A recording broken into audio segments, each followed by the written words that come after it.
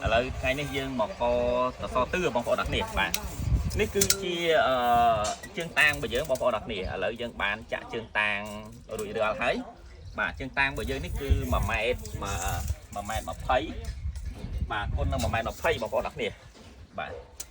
ហើយតើតោនឹងថ្ងៃនេះគឺយើងមកកអិតជាមួយនឹងសសរទិសរបស់យើងបងប្អូនអរគ្នា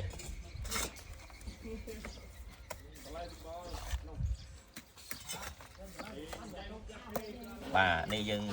មកកសសរទិសទាំងអស់គ្នាតើតោនឹងយើងកសសរទិសនេះបងប្អូនអរគ្នាគឺយើងធ្វើម៉េចឲ្យបានសាច់ក្នុងហ្នឹង20ព្រោះសសររបស់យើងហ្នឹងយើង20បងប្អូនបាទ